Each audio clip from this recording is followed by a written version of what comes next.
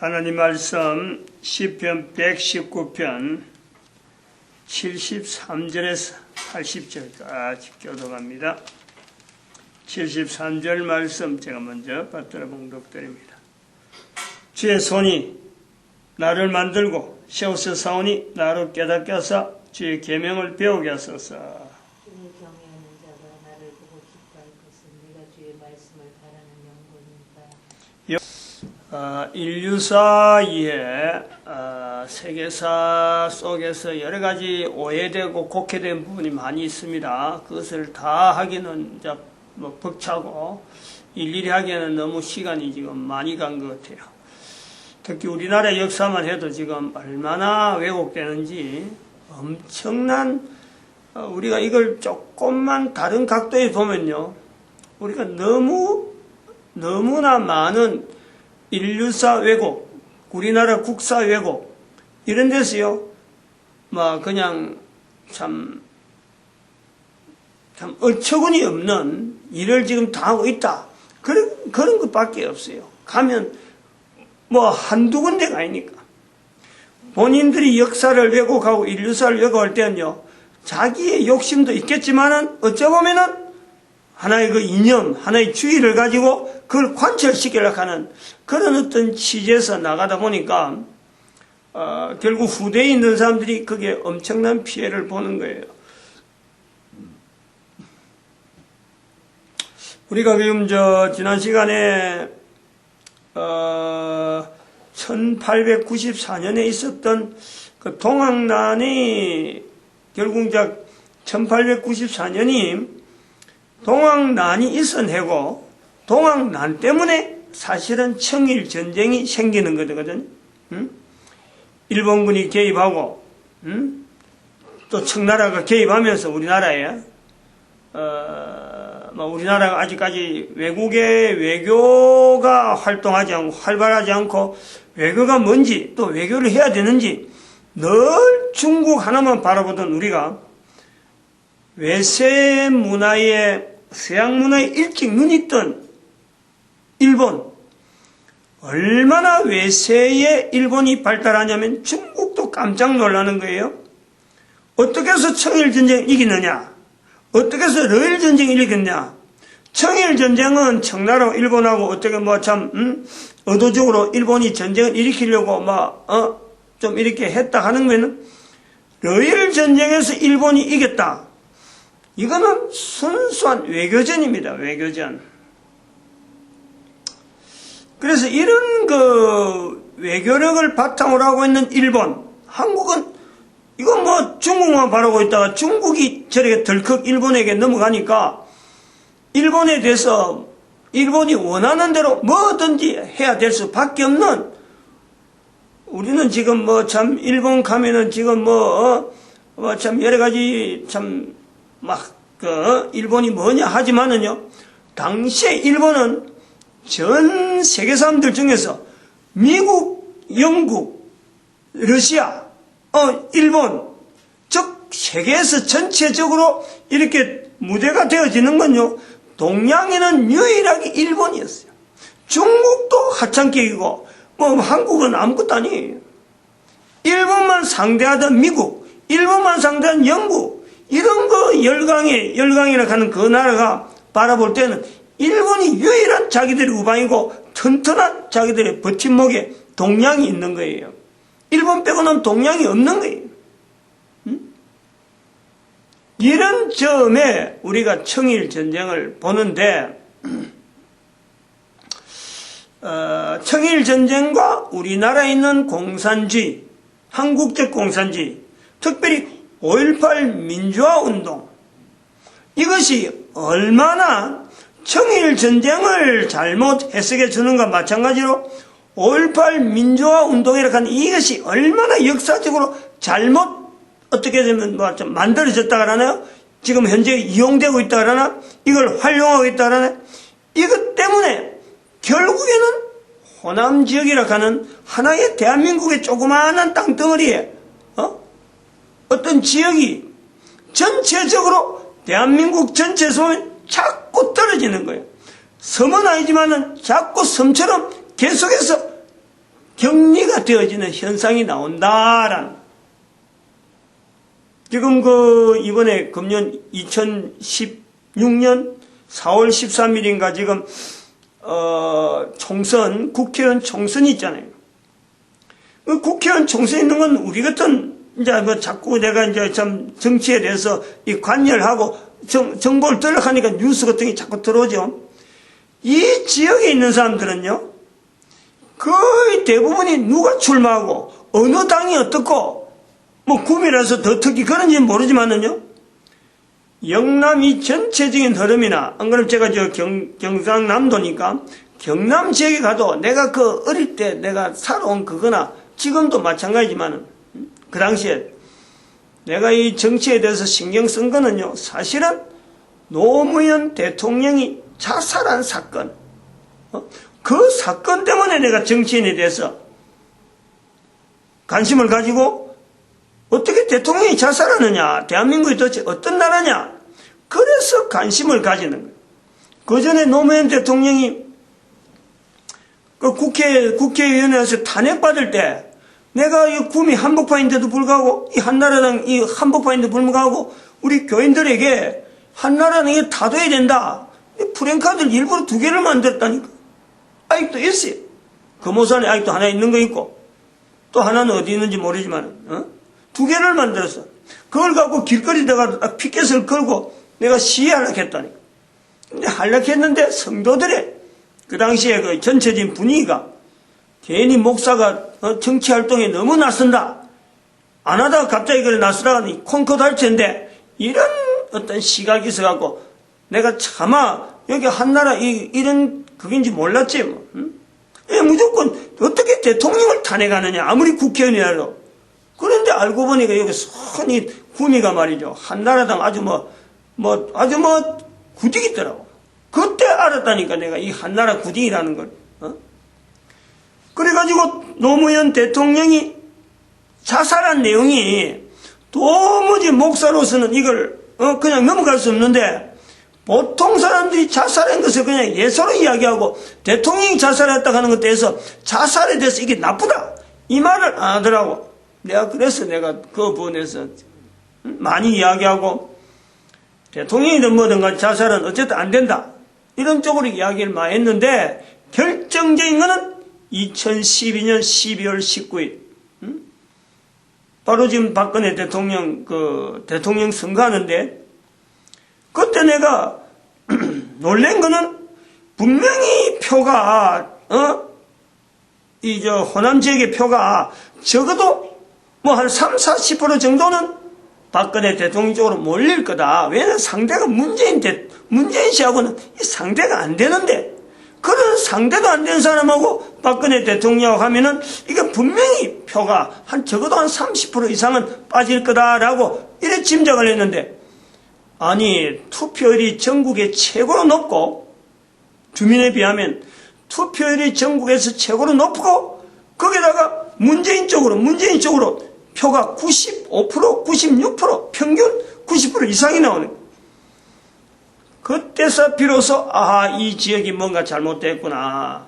지역이 잘못되는 것은 목회자들이 잘못됐다 그랬어. 내가 목회자들이 도대체 교회에서 어떻게 설교를 하고 어떻게 정세를 알길래 이렇게 투표율이 나오고 이렇게 투표 결과가 표 차이가 이렇게 나올 수밖에 없느냐. 그 지역이 도대체 뭐하는 지역이고 그 지역의 목회자들은 도대체 뭐하는 사람들이냐. 제가 그때서 눈을 뜨는 거예요. 불과 한 몇 년밖에 안 되잖아 지금 이런 정치에. 이런 지금 현재 오늘 이 시간에 계속해서 이야기한 내용은요, 오랫동안 제가 보는 국사, 오랫동안 제가 보는 어떤 사회적인 개념에 제가 언젠가지 계속해서 보는 관점이 있어가지고 그걸 이번에 5.18 민주화운동 하는 그 내용이 하나의 빌미가 되어갖고 지금 계속해서 한국의 공산주의까지 지금 이야기 나오는 거죠. 그러니까 오해를 하면 안 된다고. 제가 뭐 영남 지역에 들어서 영남 지역에 있는 사람들 뭐 이제 편들라고 호남 지역을 가르는 게 아니라, 시작한 지가 얼마 안 돼. 색깔 지방색을 내가 나타내는 거는 호남 지역이 그러면 안 된다 하고 보는 거는 불과 5년밖에 안 된다는 말이에요. 그러다가 지금 국사 교과서라든지 또 방송통신대학에서 나오는 강의 내용 이런 걸 보고 내가 가만히 놔두면 안 되겠다 하고 본 거예요. 잘 어쨌든 객관적인 잣대를 가지고 볼락하는 시각인데 하필 제가 영남 지역이고 그 영남 지역에도 여기 대구 쪽이 아니에요. 저는 철저하게 경남이라는 경남 진해. 경남 진해는요 좀 달라요.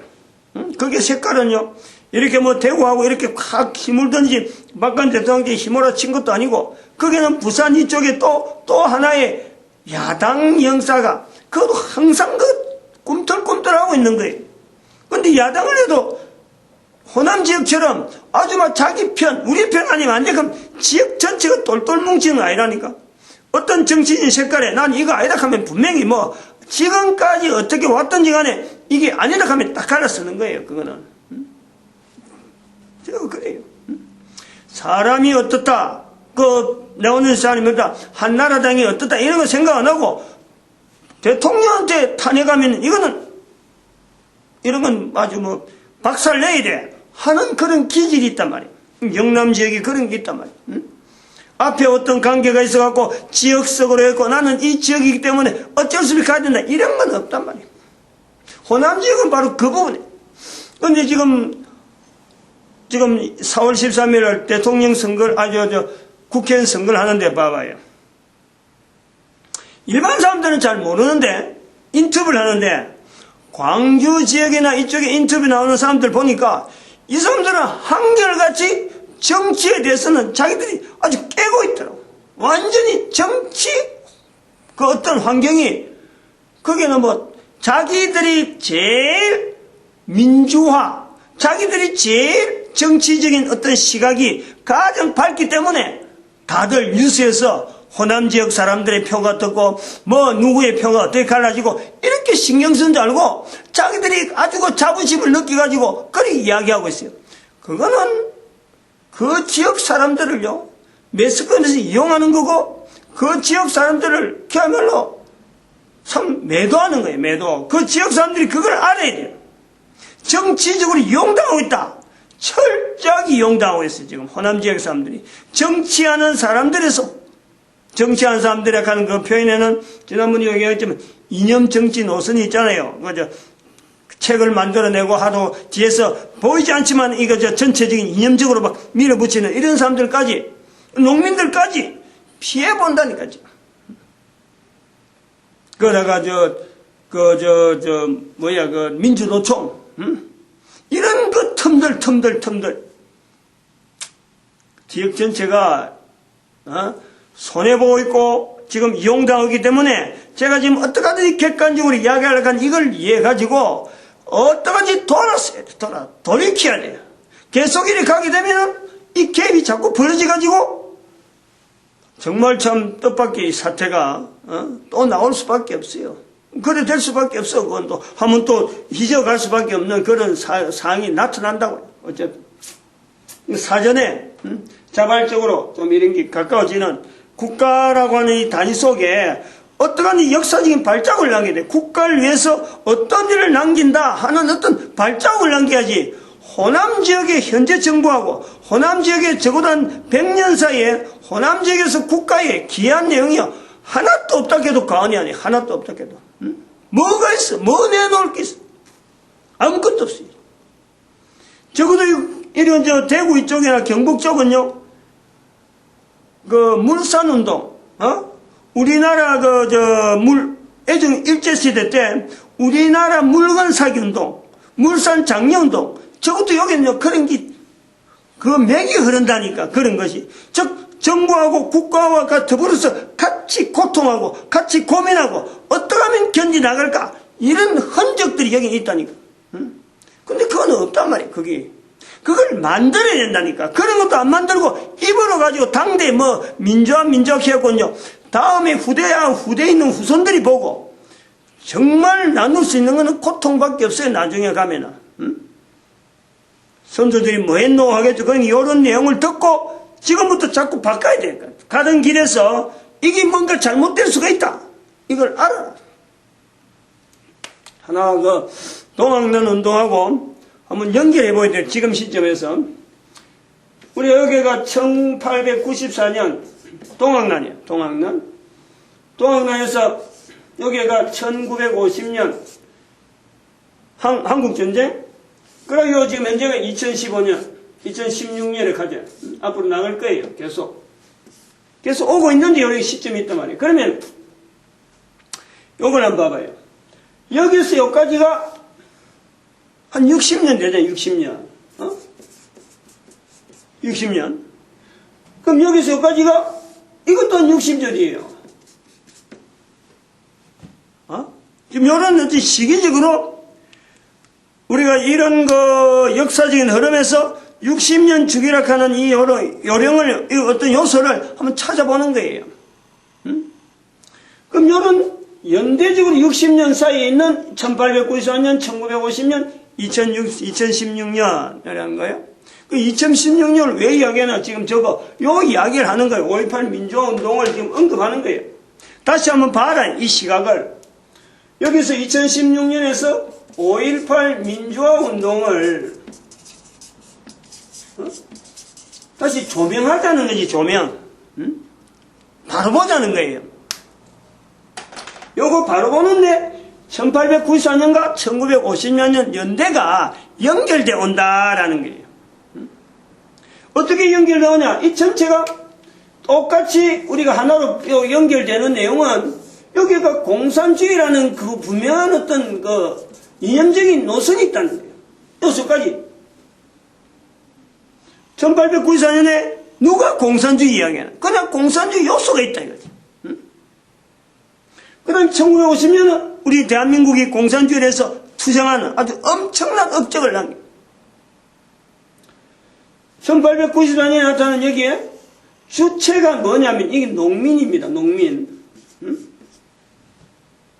주체가 농민이에요. 농민이라기보다도 농민들이 가지고 있는 환경에서 일어난 문제다 이게 농민. 농민 생활이죠. 농민 생활.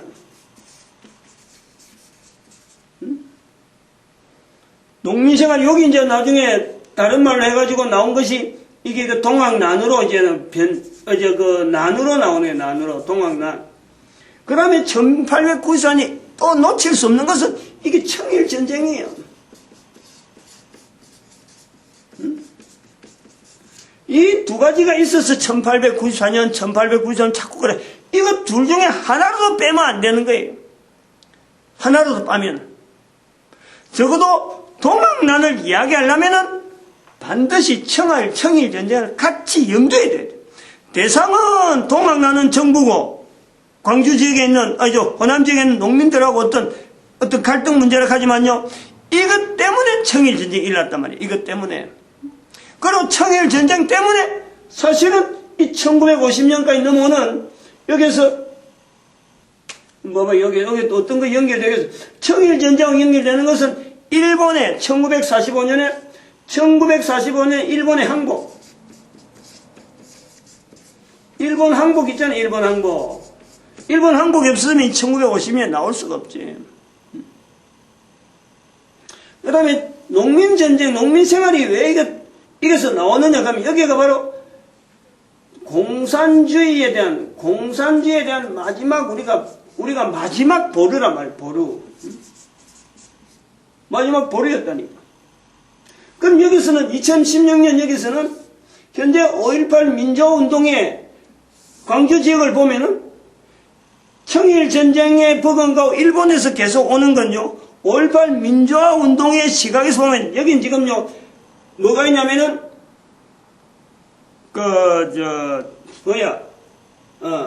민주노총, 또 교과서 문제, 교과서 이념 논쟁, 그 다음에, 여기 또 뭐가 있냐면은, 친일파. 친일파 타도가 있잖아요. 친일파 타도. 이걸 빼지 않아요. 같이 가잖아요. 저기 일본 항복, 청일전쟁 같이 오는 거예요. 1894년부터 연결된 내용이 있다니까. 그 농민생활에서 공산주의 보루에서 넘어오는 이 공산주의하고 농민생활에서 넘어오는 뭐겠어요? 이게 바로 노동자하고 이 민주화 운동이라고 하는 반한국이 되어지는 이 한국적 공산주의의 내용에서는 이 노동자하고 더불어서 농민을 분명히 하나의 주체 세력으로 잡고 있는 거예요. 그 농민의 주체 세력이 지금 호남 지역에 여전히 농민의, 전국 농민의 어떤 농업인인가 뭔가의 대표가요, 호남 지역이에요. 그걸 너한테 주지 않아요. 주지 않을 수밖에 없는 것은 거기가 곡창지대고 거기가 어떤 그 곡물 유통의 제일 중심지니까 다른 사람들이 그 개입할 수 있는 그 개연성이 하나도 없어. 그거 항상 주도니까. 60년 사이로 건너뛰어오는 이런 사건을 두면서 1950년을 요 사이에 두고 동학난과 더불어서 5.18 민주화운동과 연결되어 오는 이 구조, 이 구조를 제가 이렇게 잡으려고 하는 것도 어디다 근거 있느냐? 5.18 민주화운동의 이념운동에 이 1894년에 동학난을 농민운동으로 바꿔가지고 이용하고 있단 말이야. 1894년에 동학난을 농민운동으로 바꾸면서 5.18 민주화운동이 계보로 연결해버렸다. 그런데 거기에 이 1950년 사건을 빠뜨리더라 이거예요. 그 의도가 있다는 거지. 그건 지난 시간에도 제가 이야기를 드렸잖아요. 이거 빠뜨리면 안 되는데 이 중요한 우리 대한민국의 어떤 정체성에 아주 중요한 요소인데 교과서도 지금 이걸 빠뜨리려고 하고 민주노총이나 이런 것도 전부 이 부분은 쏙 빼버렸단 말이야.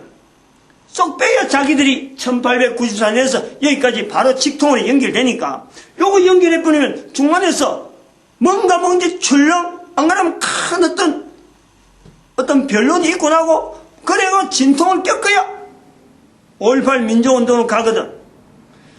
왜 1894년에서 5.18 민주운동으로 바로 직통하는데 1950년을 빼느냐? 왜 그렇게 했어, 그게는? 그거는 대단히 중요하고 대단히 참 안 된 말이지만은 바로 공산주의가 대한민국에 자리 잡는 데에 결정적인, 즉, 한국의 공산주의가 자리 잡는 데에 이 1950년을 빼버려야 거기에 어떤 반대적인 이야기가 안 나온단 말이에요. 1950년의 전쟁의, 한국 전쟁의 의미가 뭐냐? 왜 우리나라에서 이렇게 한국 전쟁이라고 우리나라는 이렇게 공산주의에 대해서 이렇게 반대하는 물길이 생겼느냐? 요거 설명을 하려면은 1950년을 반드시 넣어야 돼요. 그거 안 넣고 어떻게 이야기가 되겠어요? 그러니까 요걸 빼는 의도는 친일파 타도락하는 어떤 요 명분 가지고 1894년부터 일어났던 어떤 그 정부 운동에, 대정부 항의운동, 항거운동에, 5.18 민주운동의 어떤 위치를 집어넣고, 그 당시에는 일제시대 때 일본 사람들 때문에 일어난 어떤 전쟁 문제인데도, 싸움 문제인데도 불구하고, 정부와 갈등 문제인데도 불구하고, 정부를 향해서 농민들이 싸웠다. 요거 내용 아니에요. 정부를 향해서 그 시대에도 정부를 향해서 민주화운동을 펼쳤다. 요거 이야기하려는 거란 말이에요. 그게 얼마나 의도적이고 얼마나 역사를 거꾸로 보는지. 실제로 이게 1894년 같은 경우 지금 목사하는 사람이 이 내용을 보는 이유는 청일전쟁을 통해서 1950년 한국전쟁과 연결되어지는 그 어마어마한 국제적인 변수, 물론 그것도 보지만은 목사로서 보는 또 중요한 것은 바로 이 통학이라고 하는 이 내용. 이 내용은요, 한국 교회사에서 언급하지 않는 대한민국의 교회가 꼭 알아야 될, 이게 분명한 하나의 이 복음이거든.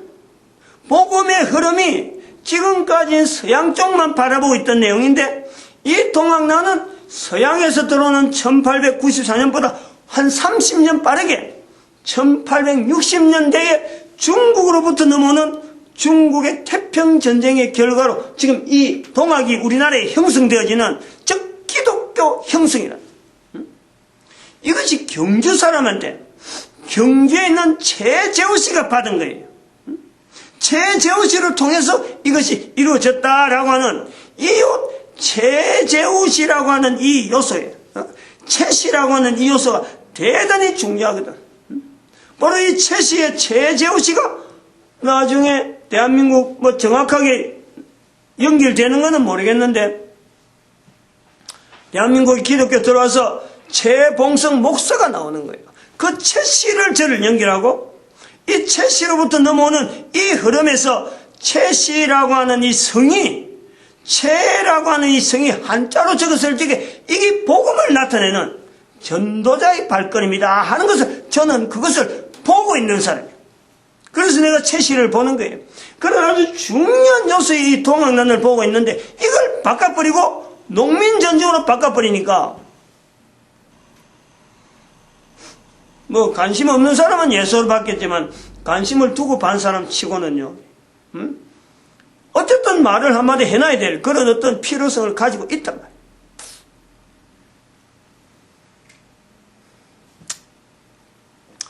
말이에요. 일본 사람하고 한국의 백제 문화가 굉장히 오랫동안 결탁되어 있다라고 할 때 그 우리가 잘못 보면 안 돼요. 한편으로는 뭐 잘못 본다고 하는 건 좀 뭐 제 독단적인 수가 있지만은 일본 사람의 입장이 다르고 한국 사람의 입장이 다를 수가 있다. 즉 백제라고 하는 지역에 살고 있는 그 지형이 일본 사람이 바라보는 백제가 있고 백제가 바라보는 일본이 서로 다를 수가 있다 이 말이에요.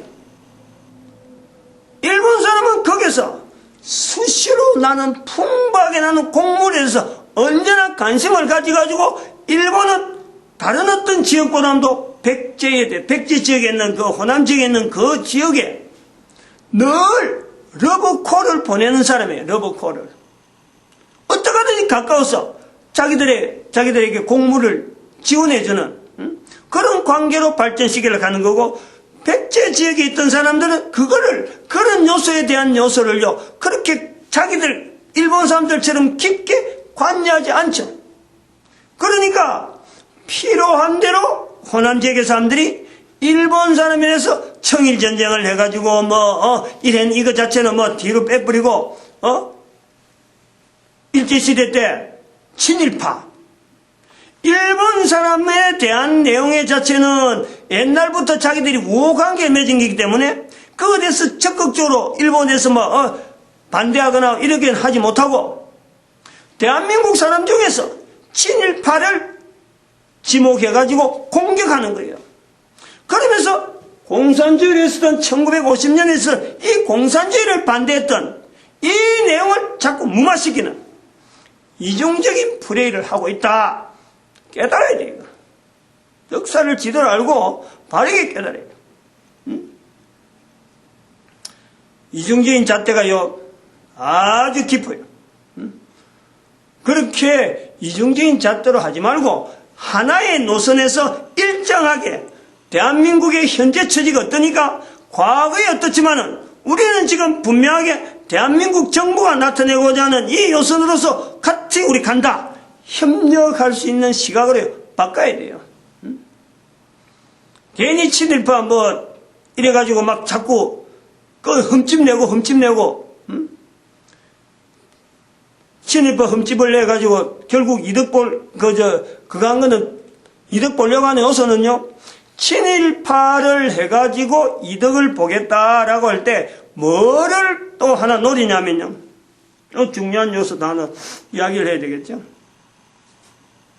1950년에 이야기 나왔는데, 잠깐 우리가 지금 현재 우리나라 정세 중에서 한번 살펴봐야 할 내용이 하나 있어요.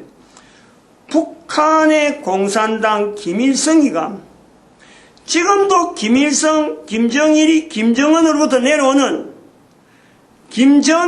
김일성으로부터 같이 동지가 되어지는 그 같은 동지는 어디서 그 출신이냐? 그 출신이 어디냐? 그게 뭐야, 그 빨치산. 여기 빨치산이야, 빨치산. 이거 나와야 돼, 이거. 빨치산 부대라는 거 아니에요, 빨치산 부대. 김일성이 있었던 공산 활동하던 그 부대 이름이, 빨치산이에요. 그거는 빨치산은 중국에서 만주 땅에서도 동북쪽이에요. 러시아 국경지역, 중국과 러시아 국경지역에 있는 중국 부대였다.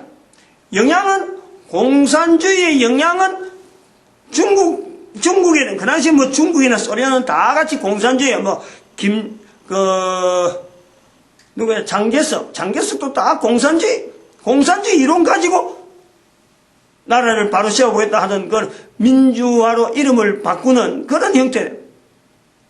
공산주의 아닌 사람은 없어요. 그럼 그 중에서도 중국의 공산주의는 항일운동을 하던, 철저하게 항일에 대한 걸 있었는데, 항일운동을 하고 있던 이 공산주의들이 중국의 공산주의보다는 더 소련 쪽에 영향을 받은 바로 중국 계통의 항일운동 이 단체가 빨치산 부대였단 말이에요. 빨치산. 근데 이것이 일본이 한국하고 가버리니까 항일운동의 대상이 안 나오잖아요. 지난번에 말씀했지만. 마침 대한민국이 남한이 딱 갈라지고 북한이 갈라지니까 이 빨치산 부대에 있던 사람들이 소련에서 영향받아서, 늘 소련하고 교류가 됐으니까 소련의 영향을 받아서 김일성을 하나의 우두머리 해가지고 정권을 장악한 거고, 그 빨치산 부대에 있던 사람들이 그럼 북쪽은 김일성이가 장악해갖고 이제는 됐는데 자기들이 할 일이 뭐냐, 그래가지고 대한민국 남쪽에 어떤 뭔가 군사적으로 이걸 요동을 일으키려고 하는 것이 우리나라의 빨치산 부대, 지리산 공비라고 하는 그런 사고, 그 사람들이 내려와서 일으킨 거예요. 근데 여기서 봐야 돼요. 빨치산 부대라고 하는, 김일성이가 활동하던 그 빨치산 부대가 남한에 왔을 적에, 그러면은 남한의 빨치산 부대가 내려와서 주둔 지역을 잡았는데 그 지역이 마침 이게 호남 지역이에요. 자, 그러면 호남 지역이라 갈 때 한번 생각을 해봐야 돼요. 중요한 요소가 있잖아요. 호남 지역의 빨치산 부대에 어떤 커넥터가 많아가지고, 그 당시에 호남 지역에 커넥터가 많아서 그러면 빨치산이 호남 지역에 갔을까? 한번 생각해봐요. 그거는 거의 불가능해요. 대한민국에 항일운동 하던 사람들이 빨치산 부대에 들어있었는데 남한에 특별히 호남 지역에 많아서 그 사람들이 그 점을 만들기 위해서 그거 갔다 갔기 때문에 형성은 됐겠지만, 빨치산 부대에서 영향은 받았겠지만 가기 전에 그쪽에 자기들이 커넥터에서 갔다, 그거는 조금 어거지란 말이에요. 어거지란. 그럼 우리가 다시 한번 생각을 해요. 왜 해필이면 빨치산 부대가 호남 지역을 택해서 갔을까? 이거예요. 왜 그랬을까? 즉, 동지의식 때문에 갔느냐? 안 그러면 어떤 뭔가 타도하기 위해서, 타도의 대상이 있어갖고 갔겠느냐? 제가 보기에는 타도의 대상 때문에 갔다고 보는 거예요. 타도의 대상. 다시 물론 지난번에 제가 이야기했지만 말씀드렸는데, 1894년에 공산주의 입장에서 보면은 농민이라고 하는 이 농민은요, 이게 프롤레타이어라고 하는 자기들의 그 동지가 아니에요. 이게 부르주아라 그랬어요. 부르주아. 부르주아. 부르주아는 자본가란 말이에요. 자본가. 대한민국의 자본이 땅에서, 지금은 땅을 가지고 땅 가진 사람을 자본가는 압니다. 지금은 돈만 있으면 되는, 은행에 막 이어놓고 아니면 주식 많이 투자하면 그 자본가예요. 지금은 땅 가진 거 갖고는 땅을 가지고 자본가를 하지 않아요. 그러나 1894년이나 우리나라 대한민국의 1988년 올림픽, 올림픽이 일어나기 전만 해도요, 땅을 가진 사람이요, 최고의, 우리나라만 해도 남한만 그런 개념을 봐야 된다면, 농민이 부르주아 출신이기 때문에 빨치산 부대가 볼 때는 남한에서 가장 자기들 적이라 해가지고 적개심을 가지고 다둬야 될 지역은요, 호남 지역이 있단 말이에요. 부르주아 출신이었어요. 부르주아라고 봤다는 게. 즉, 여기 공산주의 보르락하는 어떤 공산주의라고 하는 이 빨치산이 남한에서 중에서도 영남과 호남 중에서 호남을 택한 것은 호남 지역에 있는 부르주아라고 하는 이 타도, 요것을 기치를 내걸고 남한에 난파되었을 가능성이 높다. 이걸 봐야 된다. 물론 지형적으로 서해안이 저쪽에 지형적으로 북에서 내려와서 침투하기 좋은 그런 조건이 없는 건 아니겠죠. 그것 때문에 이길 수가 있죠. 그것보다 더 명분상으로 보면 훨씬 그 일이, 농민이 전반적으로 대한민국에서 전체적으로 부르주아 계통은 바로 호남 지역에 있는 농민이 부르주아 계통이었다. 이거를 빠뜨리면 안 된다 이거죠. 지금은 시대가 바뀌어갖고 농민으로 이건 부르주아를 하는 사람 아무도 없습니다. 지금은 대한민국에 부르주아 계통은 없어요. 대기업을 두고 부르주아라고 한다. 이것조차 우리는 잘 못 불러요. 왜냐면 전부 다 번복이 되어 있으니까. 전부 다 지금 자본이라고 하는 이것이 주식 공개로 통해서 주식시장에서 전부 다 개인적으로 다 돈을 갖고 투자하기 때문에 어느 누구를 자본가, 어느 누구를 부르주아, 이 계층은 없어요. 그러나 공산주의가 한참 발발하던 이 1950년대 빨치산에 볼 때에는 대한민국의 부르주아는요, 호남 지역에 있는 사람, 농민들이 부르주아였다. 이건 1894년부터 내려오는 거라니까. 이걸 호남 지역에 있던 사람 이걸 거부하면 안 돼요. 받아들여야 돼요. 우리나라 적어도 올림픽이 있기 전에, 즉 2016년에 가는 이 20세기, 21세기 한데 요 21세기에 넘어오기 전에 한반도 전체를 봐가지고 연대적으로 가장 안정적으로 가장 먹고 살기 좋은 지역, 땅이니까 땅 때문에 생긴 이 어떤 토지 때문에 생긴 이 안정적인 위치에서 생활하는 사람은요, 호남 지역 외에는 없어요. 그 지역 전체가 똘똘 뭉쳐가지고. 거기에 청일전쟁 시절에 자기들이 당하던 그 내용이 다른 지역보다 워낙 피해가 많으니까 반발 일어나는 것이 바로 동학난으로 우리가 봐야 된다 이거지. 1894년하고 1950년 사이에 왜 1894년을 가지고 2016년 5.18 민주운동에 대해서 비판할 때에 그쪽으로 자기들이 먼저 말을 한 걸 갖고 이것이 아니다, 바로 봐야 된다 하는 이런 시점이 왜 지금 여기서 이야기가 나와야 되는지. 분명히 연관성은 있단 말이에요. 연관성이 있는데 이걸 덮었고 이걸 반대로 다르게 해석하려고 하는 이 의도가 중간에 있는 1950년에 간 이 사건을 뺀 것과 또 공산주의의 실체에 대한, 공산주의 입장에서 보는 부르주아 계통에 있는 농민들 자체가, 농민들이 전쟁에 일어난 것이 마치 국민들이 농민이 무슨 이 항의한 것이 마치 국민이 민주화 운동을 하기 위해서 뭔가 이렇게 이랬었다, 이런데 해가지고 그 지역 사람들 아이가 그게 붕 떠가지고 지금 무슨 정치적인 일이 있으면 말이야 마치 내일이냐, 옛날에 선조들이 그 지역에서 그렇게 해야만 됐었냐, 이렇게 해서 사람들을요 멍들게 만드는 것을 하면서 자기들이 끝나면 좋아요. 이게 다음 때 영향이 있다. 다음 때 두고두고 100년 안에 치유되겠어요? 50년 안에 치유되겠어요? 이대로 가면은. 그러면 50년 안에 치유 안 된다. 그만큼 일반 다른 지역 사람들하고 자꾸 별도로 딴 데 생각하고 엉뚱한 행패를 하고 국회를 아주 마비시키고 그 지역 사람이 대한민국 전체를 좌우하느냐 민주화에 대한 여러 가지 뭐 올바르지 못한 그런 어떤 자세들을, 그런 언어들을 남기면서 국가 정부가 가는데 그런 식으로 세월 보내면은 10년 보내고 20년 보내고 조금만 더 지나면요, 정부하고 항상 반대되는 일만 남겨지지 대통령이 그곳에 못 가는 그런 지역으로 자꾸 남아있는 거지.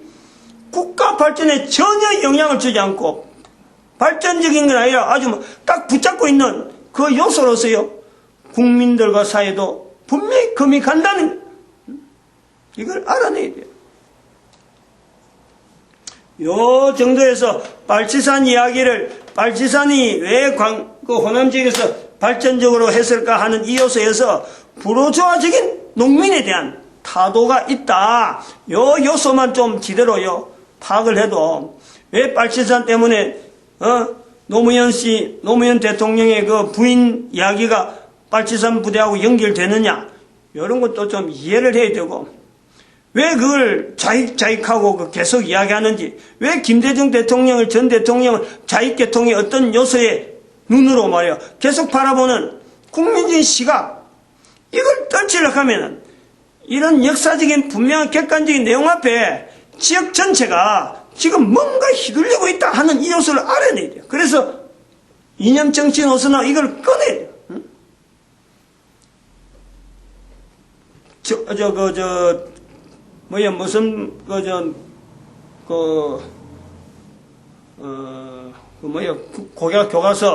교과서 그런 문제에 대해서요, 보다 더, 괜히 친일파 이래가지고 막 교과서 안에 있는 내용을 갖고 시집을 보려고 할 것이 아니라 좀 더 객관적인 전체 우리 대한민국 전체적인 어떤 요소에 현재 어떤 방향으로 갈 것인데 우리가 지금 이렇게 잘못되게 왔구나, 이런 걸 좀 더 객관적으로 찾아보는 그런 자세가 좀 있으면은 융화되고 하는데 빨리 발전되고 빨리 어떤 치유되는 요소가 아닐까 내려봅니다. 마칩니다. 기도드립니다. 할렐루야. 함께 하시면